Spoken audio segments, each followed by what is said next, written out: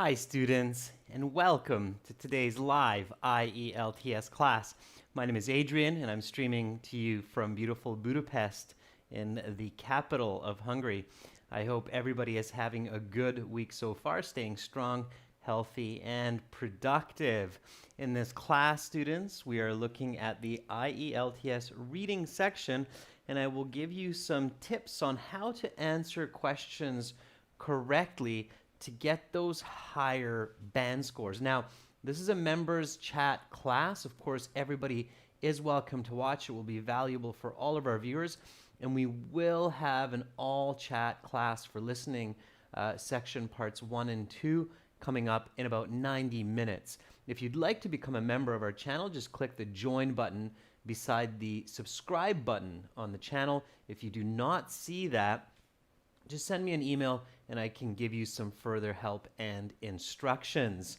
While we wait for some of our members to join in, this class is brought to you by aehelp.com. For academic IELTS success, please visit us there. And for general IELTS help, check us out at gieltshelp.com. Now, of course, this is a reading class, so make sure to read and read aloud. That means so you can hear yourself whenever possible. Hi, Bister. Hope you're doing great. Hi, Kyber, Bekjan. See the members are joining in now. Our websites look like this. This is our academic website here with the blue background. You can click that big red button to join the premium package, and you can use the code R4TYJ to get a 20% discount. Okay, so put that up there, 20%. So use that code R4TYJ today to get that 20% discount. This is our general IELTS website here. Same code. You can use R4TYJ to get a 20% discount. When you join the premium package, click that big red button. Hi, Carolina. Hi, Dr. Krishna. Abhishek Nashat. Nice to see many members in the class. All right, let's get back to it. If anybody has questions, comments, concerns, just send me an email, adrian@aehelp.com. If you'd like to get our paperback books from Amazon, search for AE Helps Academic IELTS or GE Helps General IELTS. So let's get into today's reading. Here we go. So this is passage 3 coming from our 5th practice exam. And we can see that this passage starts with the list of headings question. So I'm going to give you some strategies for list of headings. We'll go over this one. I know it's a little bit challenging for students. Many students seem to have the most difficulty with true, false, not given, yes, no, not given, and these list of headings questions. But these ones are not actually so bad if you know what you're doing. So we're going to talk about that.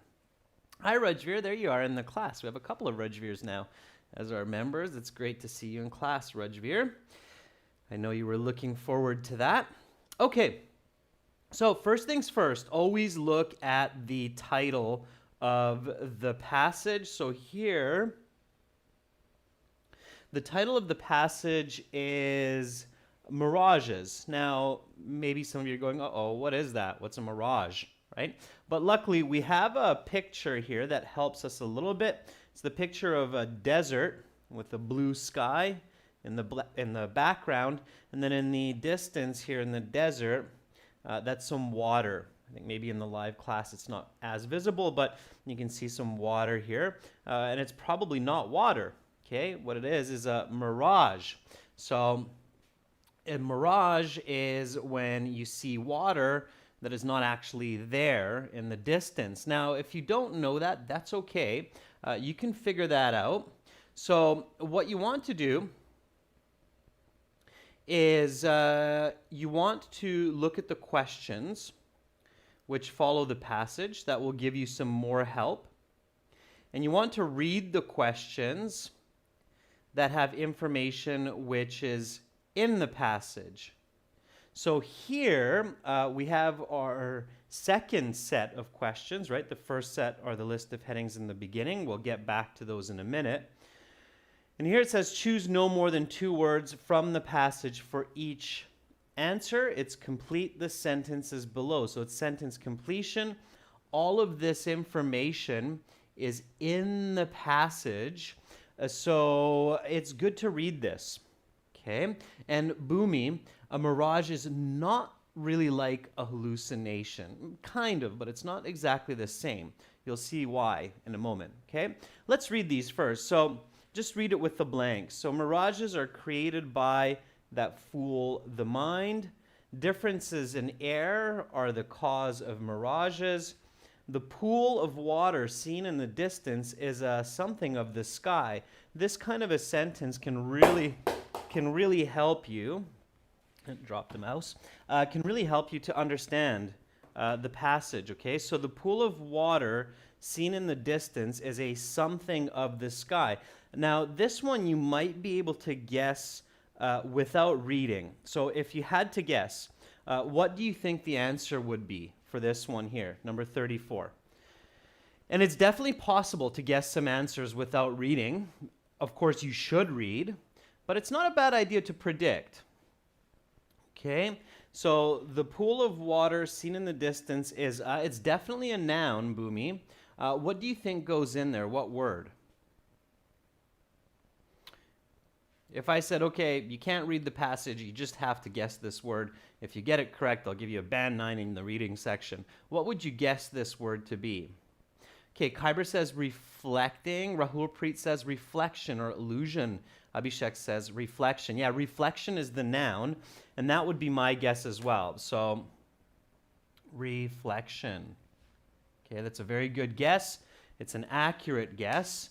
So, reflection, right? It's like a mirror. Okay, so the pool of water seen in the distance is a reflection of the sky. Now, when you can guess a sentence like that, then that will really help you to understand the concept of a mirage. Okay, all right. Let's keep going here. So, of course, you want to be quite fast when you're doing this review. Okay, so number 34, we interpret the mirage as water and not a mirror because the mind makes something from its past experiences. All right. Question 36 to 38, classify the following facts as applying to mirages and hallucinations. So, Bhumi, this is where you will see that mirages and hallucinations are not the same because here, obviously, they're 2 distinct categories. Okay. All right. So these are classification type questions. All of this information is definitely in the passage, so it's good to review this. 36, they are fictitious. 37, they can be caught on camera. 38, they are a product of the mind interpreting unfamiliar and contradictory phenomena. Okay. Now here we have some multiple choice, 39 to 40. That's 2 questions. For multiple choice students, always just read the question, never read the answers, okay? Because you're wasting time. 3 of the answers are incorrect. They may even confuse you while you're reading, so they're going to disturb your mind, your thoughts. And again, it's just a waste of time to read unnecessarily at this time. So just read the question. Why do we see the image on the road as a puddle of water? All right, number 40, why can't a person unsee a mirage? All right, so that's obviously going to be discussed in the passage. Now we go back to the list of headings questions, okay? So here we have lots and lots of choices, okay, for the paragraphs of this passage. And list of headings is really the only question that you need to answer while you're reading. You should always read it before the passage, even if it has extra information. It's given to you before the passage. I'm sure many of you realize that, yeah, list of headings is the only question that I actually see before the passage. Okay, there are a couple reasons for that. So I'll give you a couple notes here and some strategies to help you figure out these questions. Okay.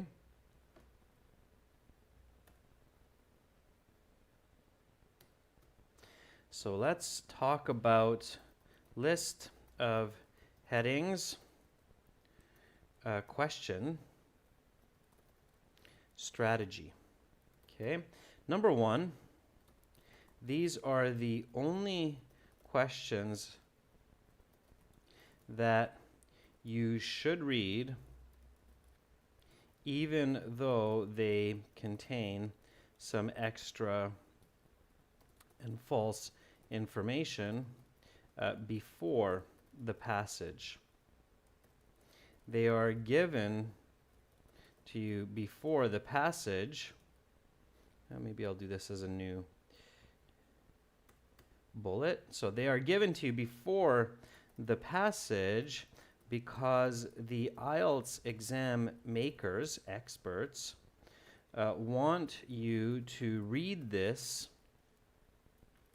before you read the passage and answer as, meaning while you read the passage. Okay, here's some important points to keep in mind. The list of heading questions always answer the what question, meaning what is the paragraph about. When you get these answers correct, you will also get other questions correct. Okay? They help you with other questions. So it's really important that you do a good job on list of headings because they will help you to answer other questions correctly and quickly.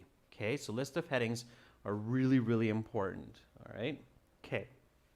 So let's keep going here with list of heading questions.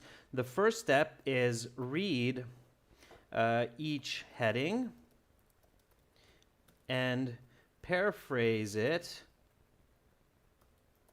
as best as you can at home before the exam, on paper, and during the exam in your mind. You don't really have enough time unless you're really quick at it. I don't recommend doing paper-based paraphrasing for this. Just in your mind is enough. But for practice right now and at home, you should always paraphrase it as much as possible on paper. So windows, mirrors, and hallucinations. What's another way to say those? Okay, so windows, mirrors, and hallucinations. Whatever comes to mind. So looking glass, reflector, and visions. Okay. Now, of course, vocabulary will help you. So the more vocabulary that you learn, the better. If you don't know other synonyms or other ways to say this, at home, use a thesaurus. Okay.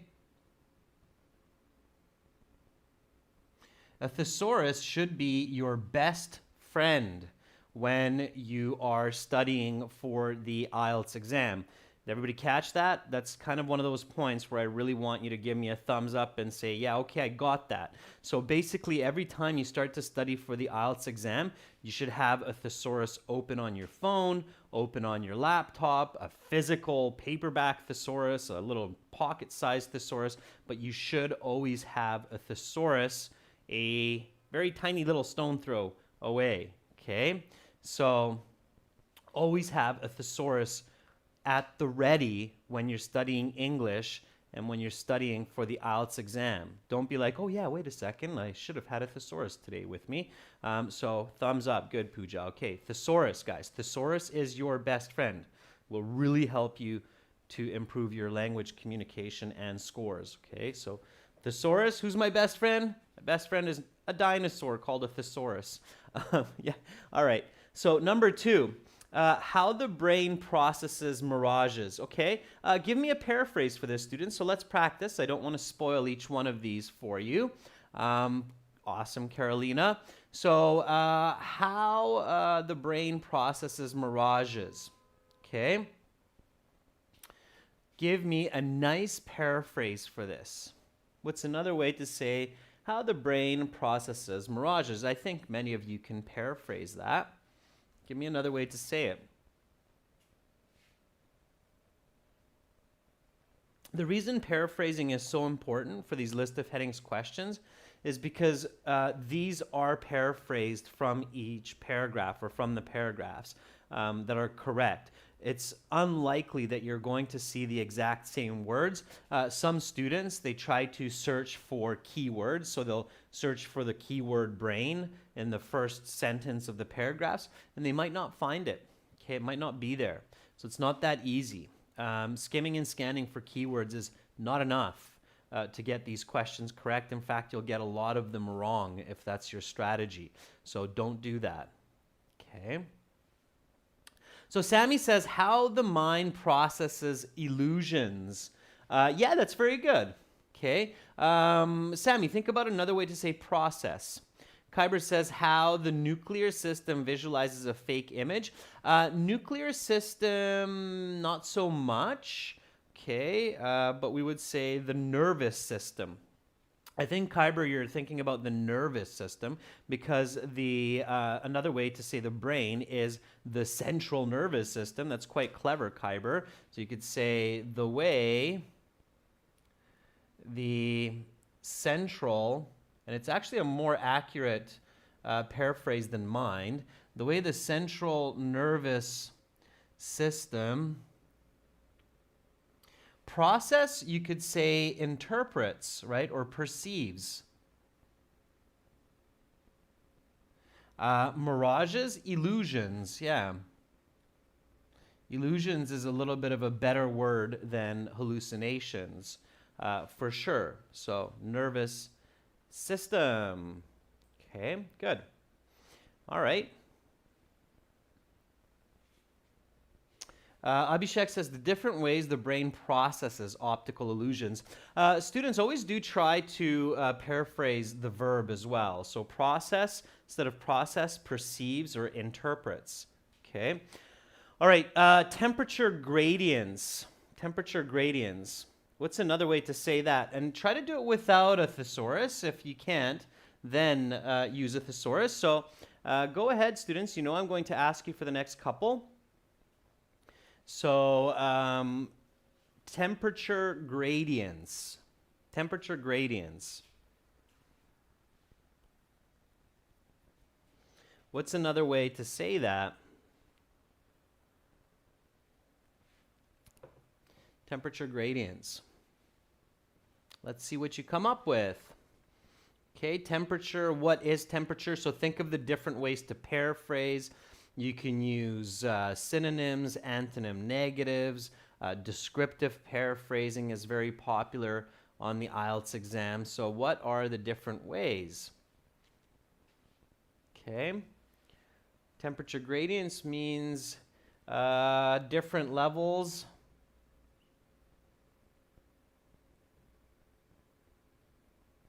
of heat. Okay, temperature is, in essence, heat. It's how hot or cold something is. Okay.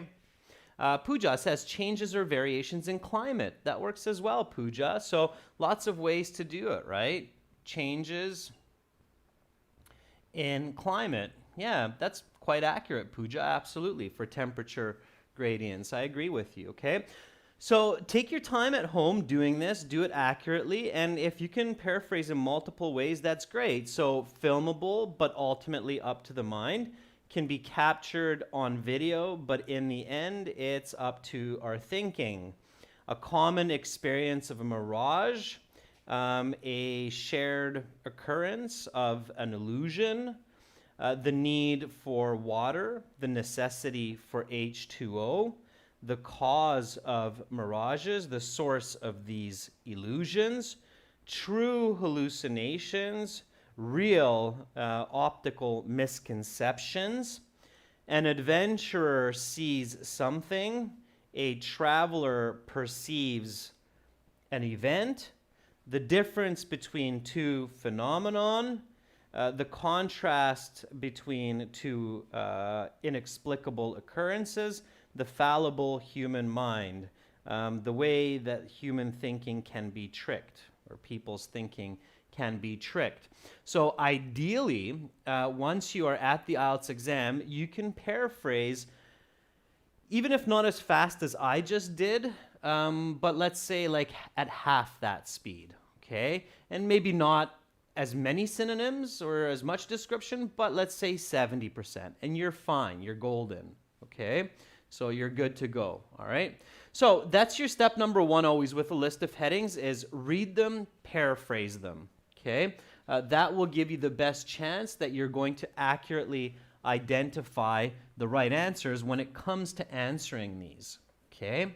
So here we go with the next couple of steps and strategies. Of course, these strategies are described in your full course and your interactive course on the websites as well, and we have a couple of HD videos on the YouTube channel and on the websites also, so make sure to check those out.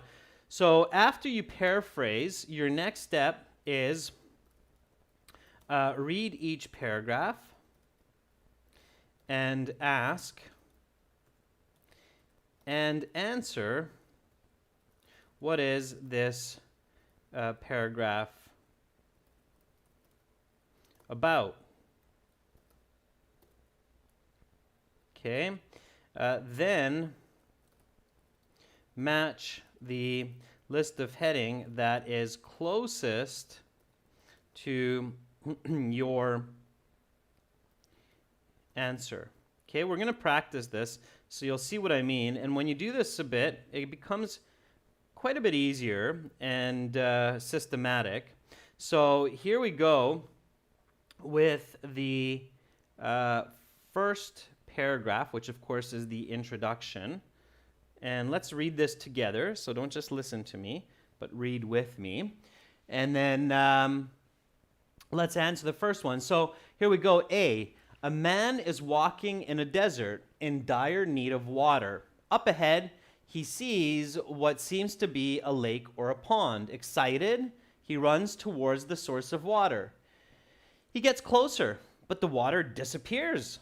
He looks again, and the water reappears, but it is in the distance once again. He runs once more, but his efforts are futile. The water is not there. So what is this paragraph about? So that's what you ask yourself. Okay. So what is paragraph A about? And no shortcuts. Ask the full question. And what is the answer? So what is paragraph A about? After you read it, you visualize it. What is it about?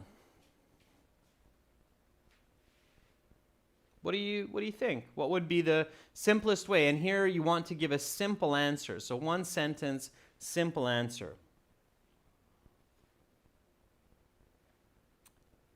Okay, so Kyber says a man's effort is useless because there is no water and he sees fake images. Pooja says getting tricked, the need for water. Yeah, okay. I would answer something like a man running towards water that is not actually there. All right? Do you agree with me that this is a good answer to the question? So what is paragraph A about? A man running towards water that is not actually there. Would you say that fairly accurately summarizes this paragraph? Okay. We read about this man, especially when you're visualizing, right? You should see that. That's what I saw.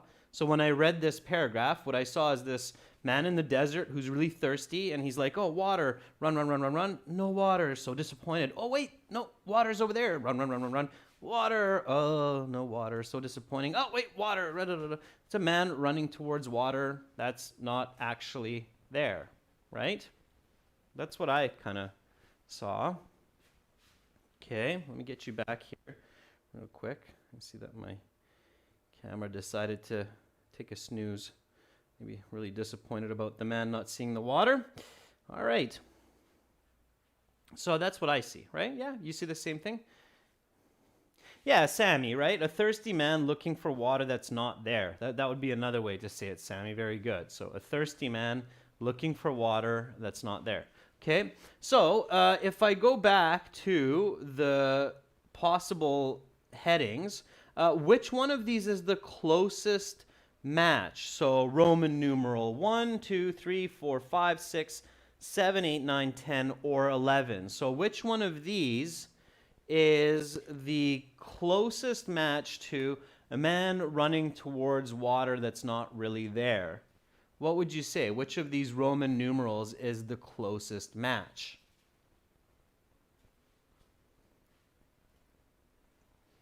Let's see if you come up with the same answer that I came up with. I think there's really only one that is even a remotely close match to my answer of what the paragraph is about. And I think it would be really easy to make a mistake if somebody's not using this kind of accurate strategy and just searching or skimming and scanning. They would probably get this one wrong, because I think a lot of people would probably choose the need for water, but that's not true, right? So the need for water is not right. And I'll show you in another way. And unfortunately, Bisser, Khyber, Abhishek, Pooja, you get that wrong. Okay? It's not the need for water. Here's another way to ask it. So Carolina says it's an adventurer that sees something, number 9. And Carolina, you're correct. Number 9 is the right answer. Here's another way that you can get this concept a little bit better so you don't make that mistake, because I saw a couple of you make that mistake. Ask yourself, okay, so here's a very good trick for you, and it's kind of a new one, I think, for many of you as well, is to make absolutely sure that you are choosing the right answer. You can also ask yourself, what is the subject of the paragraph? Okay, so let's do an example for this one. So what is the subject of paragraph A? And what's the answer? And this should just be one word, or 2 words if you really want, but no more than 2 words here. So what is the subject of paragraph A? Because the subject is always the what, right? So if you're thinking of the basic English sentence, subject, verb, object, subject is the what the statement is about, or who the statement is about in this case, right? So in this way, you can make sure that you're not being fooled by another answer with the wrong subject. So in this case, what is the subject of paragraph A? Okay, and this is how you can be like, okay, I know I have the right answer and I'm not being tricked. Okay, what's the subject of that first? And when you're thinking about the subject, all you need to think about, so the question that you're answering is what or who is the paragraph about, because it's always a noun.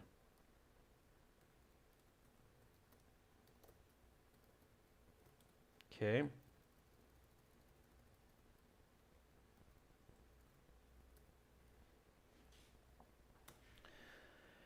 Yeah, very good, Abhishek. It's about the adventurer, right? The man. It's not about the need for water. So the paragraph doesn't start with the need for water is an essential requirement for survival for all human beings. Then the subject would be the need for water. But it's not. Bhumi, very good. So Bhumi says it's about a man, right? Yeah, that's the subject. Bhumi, very good. Very good, Abhishek. So the subject is the adventure. The adventure or the man, right?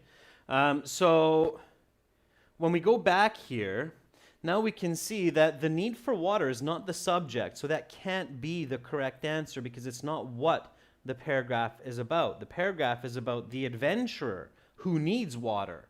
Okay? Does that make sense? Bister's like, oh yeah, that makes a lot of sense. Okay, yeah, it's great. Okay, so subject is what the paragraph is about. Let's go to the next one. Okay, a little bit more practice and you'll get the hang of it. All right, here we go. So let's go with the next one. Read with me. The man is not going mad. In fact, there is nothing wrong with him or his vision at all. What he has seen is called a mirage. Mirages are optical illusions caused by atmospheric conditions which play tricks on the brain's visual system. Importantly, they are not hallucinations. Hallucinations are fabrications, while mirages are a result of phenomenon in the real world. Another way to look at the difference between hallucinations and mirages is that mirages will be seen by any observer. Hallucinations, conversely, exist only in the mind of the person hallucinating. Okay? So again, let's ask, what is this paragraph about? Okay?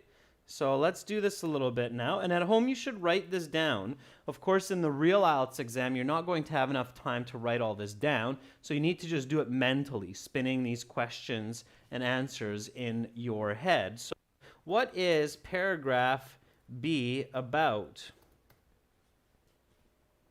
So what is paragraph B about? Again, in your answer it simply and summarize it. What's the subject here? And what is the controlling idea around the subject? And I know that a lot of you are realizing now, I got that email from you, Dr. Krishna, which was very smart, where you realize that a big trick in getting a lot of marks correct in the IELTS is being very fast with controlling ideas and topics. Controlling ideas, and not just fast, but accurate, right? And it's no different here with these list of headings questions. What's the topic? What are we talking about? What is the controlling idea around it? When you can figure those out accurately, you'll find the right answer every single time. I guarantee it. Okay? So what is paragraph B about? What did we just read? Okay, what was the topic and what was the idea around it? Should be fast. And for those of you who are finding this a little bit quick or difficult, it's exam 5, passage 3 in your books, so you can review it later, okay? Okay, so Bister says, difference between mirages and hallucinations. Okay, yeah, it's good, Bister. I think you're definitely on the right track, absolutely. Bhumi is very simple. Mirages and hallucinations, different between mirages and hallucinations. So the difference is the controlling idea, right? And the topic. So what is the subject? Okay, so the controlling idea, you're right, and that's going to help you a lot. So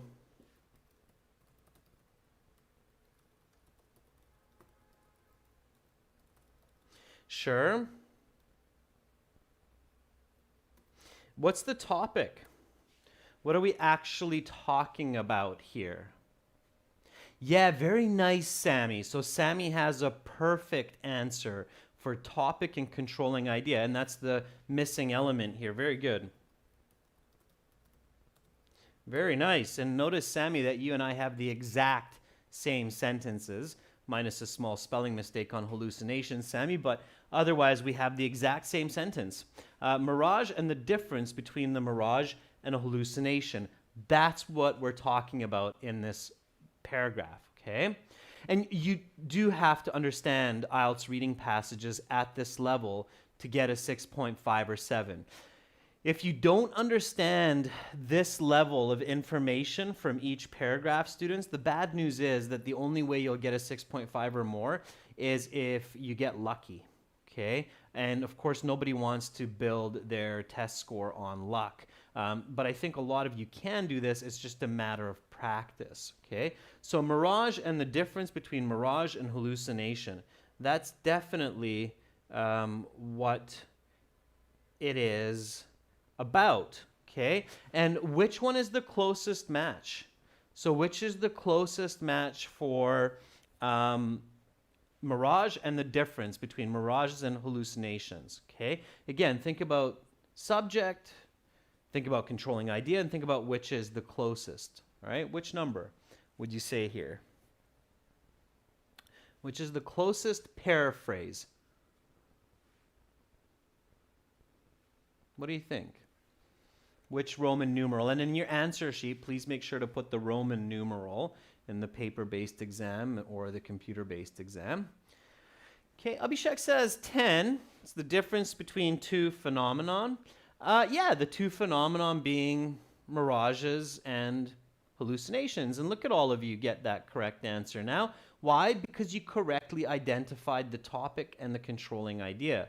So definitely it's X. And the way that we know we're on the right track is actually it's the example that's given to us. And hey, if the example says it's X, definitely has to be X or Roman numeral 10. That's right, Pooja. That's right, Bisser. So we're on the right track. Okay, well done. Okay, let's keep going. And again, the more you practice, the easier this will become. And you're going to feel very confident about your answers. So here we go with C. Okay, read with me.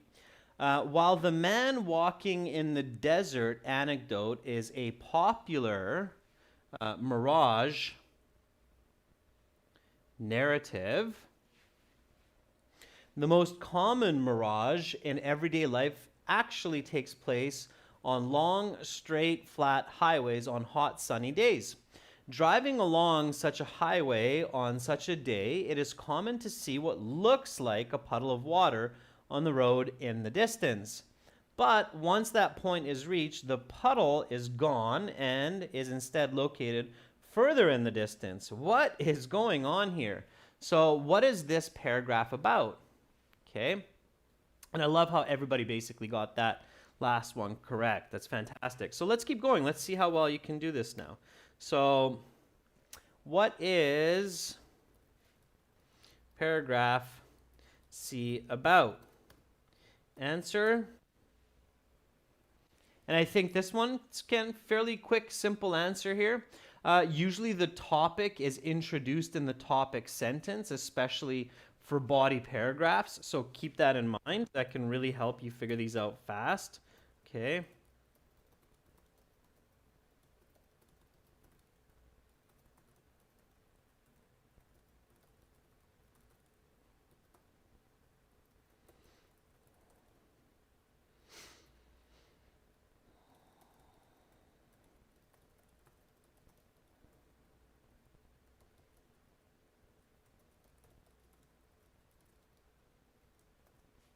All right. So Pooja says mirages on highways. Yeah. Bisser says the most common type of mirage. Yeah. Kyber says the common mirages on hot days. Yeah, those are good answers. Okay.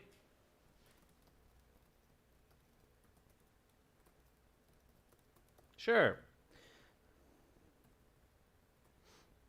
And again, like I say, you can usually see that in the beginning of the paragraph. So the most common mirage in everyday life actually takes place on long, straight, flat highways on sunny days. So what are we talking about? The most common mirage. When you see the article the, students, especially at the beginning of a paragraph, that's a very strong indicator that you're looking at the subject. Okay? Subjects are very frequently, especially at the beginning of a body paragraph, denoted by the article the. Okay, so keep that in mind. All right? Yeah, that's right, Lapouge. So the mirages that are common for travelers. Okay? All right, so which is the closest match? Which Roman numeral matches closest to that answer? One of the biggest mistakes many students make with the list of headings is they're searching the list of headings before they think about their own answer. Don't do that. That's a sure way to get some of these wrong. Okay. So Bisser says it's number 5, a common experience of a mirage. Abhishek agrees that it's 5. Just make sure, Abhishek, you're using the Roman numeral, and I would agree as well. I think that's a very good answer. It's the closest match. Always choose the closest match that you see with your own. So Roman numeral 5, you'll get that correct, and you can move on. And now all of you are confident. Absolutely. Okay. Just one more tip, and then we're going to go through the rest of the passage nice and smooth without too much typing. But one more important tip here is never search for list of heading answers before you think about your own answer to the question, what is this paragraph about? Okay, because if you do, you will surely get more answers wrong. Okay, and unfortunately, that's what a lot of students do, and they learn these bad strategies from different places where people say, oh, just look for a keyword and then skim and scan the first sentences of the paragraphs for those keywords. I guarantee you'll make some mistakes. I guarantee you'll get some of these wrong if you do that. Okay, so don't do that. The best strategy is read the paragraph, ask yourself what it's about, answer the question, then find the matching answer. Is everybody clear on that? Okay, not I'm going to choose a keyword from the choice, skim read the body paragraph, and then I'll match it up, and then that's the right one. That's your sure way to get more of them wrong. Okay, is everybody clear on these very important differences in these two strategies? One strategy people learn is wrong, where they're looking and skimming for keywords. One strategy where you figure out what the paragraph is about and then you match it, that's the right strategy. Okay, make sure that you use the right strategy, not the wrong strategy. Everybody's good? Yeah? I want to make sure, because at this point I think you guys got what you need to do. I just want to make sure that you do that when you do your actual exam so that you don't forget this and go the other way and get them all wrong. Okay? All right. Krishna says, crystal clear. Very good. Okay, very, very good. Yeah, unfortunately, I've seen so many students learn the wrong strategy, use the wrong strategy, and get bad marks. Okay, so hopefully that doesn't happen. All right, cool. All right, Bisser, super happy about that. Yeah, super happy about that. All right, so let's keep going. So we're going to read these, and we're going to verbally do the questions now so we can move through a couple more paragraphs. So here we go. The cause of mirages, so read with me. The cause of mirages is the difference in heat between the ground and the air. Tarmac, the surface material of highways, can get very hot in the summer and release heat, raising the temperature of the air immediately above the tarmac. The air higher up is much cooler, so there's a sharp temperature gradient or rate of change in the air above the highway. It is known from physics that light is refracted or bent differently through air at different temperatures. The sharp temperature gradient in the air immediately above the highway causes the light rays to bend upwards towards the cooler, denser air. Because the human visual system interprets all light rays as being straight, which in general is true, we interpret these bent rays as originating from the ground. What is seen on the road in the distance is simply a reflection of the sky on the ground, which from afar looks precisely like a puddle of water in the middle of the road. What is this paragraph about? So what is paragraph D about? bringing it back here so you can look at the beginning again. So what is it about? In very simple terms. Don't overthink it.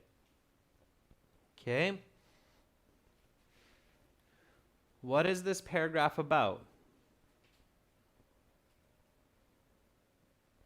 Kyber says it's the cause of mirages and how it happens. Abhishek says cause of mirages. I agree. Yeah. Remember what I said? Article the cause of mirages is. That really is a very clear subject heading. Okay. Yeah, Boomy. The reasons for generating mirages. Yeah, very good. Okay. So let's match it. Which one of these is the closest match for the reasons for mirages or the cause of mirages? It's not changes in temperature, Rajveer, because that's the explanation. Okay, so Rajveer, be really careful that you're identifying the what and not the why question. Okay. The why is because there's changes in temperature, but what we're talking about is the cause of mirages. So the correct answer here is Roman numeral 7. Okay? Again, this is a one where it would be easy for someone to accidentally choose number 3, and if somebody chose number 3, that would be wrong. Okay? It's not number 3. It's the cause of mirages. That's what it's about. Remember, it tells you that. Okay?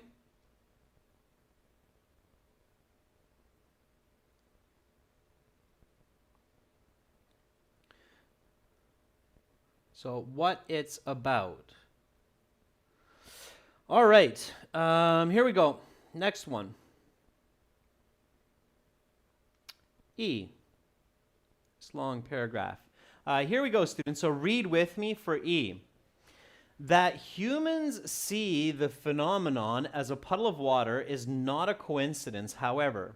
It is the result of a rapid problem-solving process in the brain which attempts to make sense of conflicting phenomena. Since humans are not accustomed to seeing non-straight rays of light, the brain must make sense of them as best it can. Water on the highway is not the only explanation for what the mind sees ahead. A window pane or a mirror may be on the road instead. If there was a large mirror on the road, for example, the visual phenomenon would be identical. The driver would see a reflection of the sky on the road in the distance.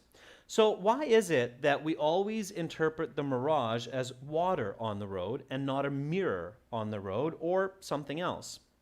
It is because the brain, without consciously thinking, makes the best inference it can. The average person in their catalog of experiences does not have a real non-mirage experience of seeing a mirror in the middle of the highway. Conversely, the average person does have a real experience of seeing a puddle on the highway. Any sufficiently rainy day will produce this effect. The brain compares the probabilities of these two and other possibilities and concludes that the phenomenon must be a puddle of water. Knowing that the water is not, in fact, there does nothing to dispel us from the visual impression that water is on the highway. The brain's visual machinery is not subject to the logic of the rest of the brain. No matter how hard a person tries to unsee the mirage, it will always be there. What is this paragraph about? Okay, so what is this paragraph about? Again, it seems like a very complicated paragraph, but it's fairly simple if you keep it simple. So, in your own words, what is this paragraph about? A lot of talk about the brain and mirages and the brain and the mirage and the water and the mirror and the brain and the mirage, right? You read that again and again. So you should realize that this paragraph is about... Let's see what you come up with. I don't want to spoil it for you. I think many of you will get the right answer when you think about this critically. So what is it about? in your own words. Is it about mirrors? Is it about water? Is it about the brain? Is it about mirages? Combination? So what is it about? I think some of you are really thinking here.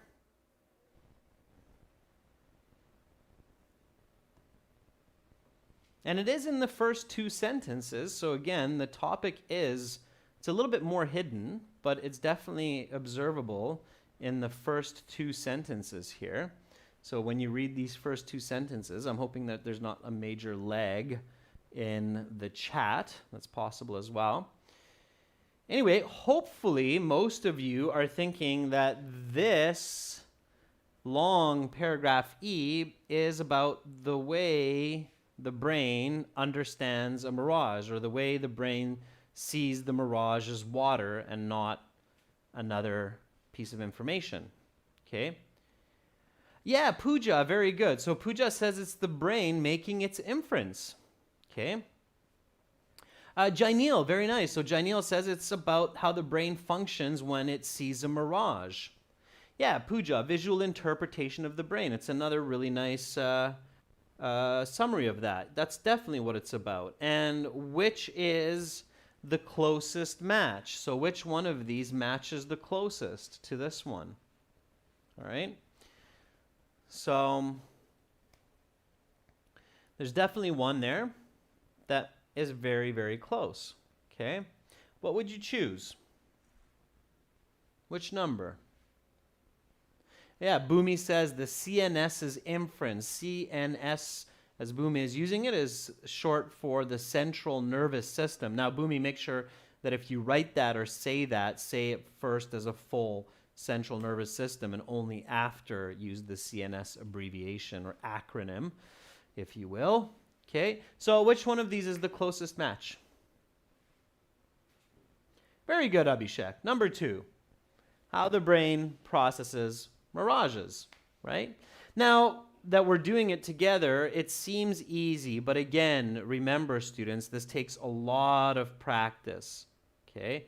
A lot of practice. And I'm sure that a lot of you are now thinking 2 as well. Yeah, I'm not surprised that a lot of you are thinking 2. 2 is the closest. Pooja, don't change, okay, the answer from what's closest to what you said. Definitely 2 is the closest to what you said. So choose the right one, okay? All right, F. Let's read this. It's a short paragraph. Let's finish the passage. So interestingly, mirages can actually be captured on film because the refracted light rays really are forming an image on the road. What the false image is mistaken for, however, is entirely up to the interpretation of the human mind. So what is this last short little paragraph about? Again, you can kind of get it. This is the conclusion, obviously. You can get it from the first sentence. So interestingly, mirages can actually be captured on film because the refracted light rays really are forming an image on the road. What the false image is mistaken for, however, is entirely up to the interpretation of the human mind. Because what you're actually seeing, students, are just bent rays of light, nothing more. Okay, it's not water, it's not mirror, it's bent light rays, right? But we can't really see bent light rays, okay? All right, so what is this about? Again, don't search for it, answer it. Kyber says it can be captured on camera. Yeah, so it can be captured on camera and interpreted in different ways. That's what I would say. So it can be captured on camera and interpreted in different ways. So which one is the closest match? So I would say it can be captured on camera but interpreted in different ways. That's what the conclusion is about. So which one is the closest from the choices? And Jainil, don't try to jump the gun, especially because that's paragraph A, not the conclusion. Okay. Boomy, it's not just about the false image. So the conclusion starts with, it can be captured on camera, okay? Don't confuse yourself. Stay simple, okay? Stay simple, Boomy. The paragraph starts with, mirages can be filmed, okay? So stay with that. They can be filmed. They can be captured on camera. And then it says, but at the end, it's up to the mind as to what it sees. Water, mirror, something else. So interpretation of the human mind. Which one is the closest match? Again, it should be fairly easy.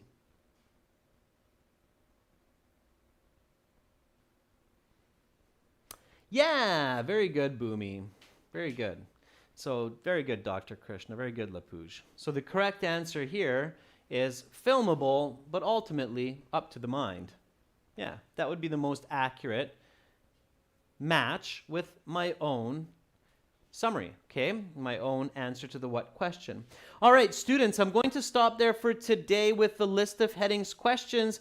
If you want to complete the other questions for the passage, you can do that on your own. That's it for today's class. It's a very useful and powerful strategy to help you with those passages that have the list of headings questions. Remember, read it before the passage, paraphrase each one in your mind in the real exam, then ask, what is this paragraph about after you read each paragraph? Give your answer in a simple, clear, concise, short way. Find the closest match. That's the right answer. Move to the next paragraph, all right? So practice it. It will help you for sure to get a better band score. We've had a lot of students who said, I used to hate list of headings because I would only get like half of them or less correct. I use that strategy and I get maybe one wrong. Sometimes I get all of them right. So we can definitely see the improvement and students feel it. All right, everyone, to learn a lot more of these strategies that work, join us at aehelp.com for academic IELTS, gieltshelp.com for general, and use this code R4TYJ today to get that 20% discount from the premium package. You're very, very welcome. Everyone, much love back at you, Kyber, and hopefully I'll see all of you in 30 minutes for some listening practice for section part 1 and part 2 of the listening. Okay, bye for now. See you shortly.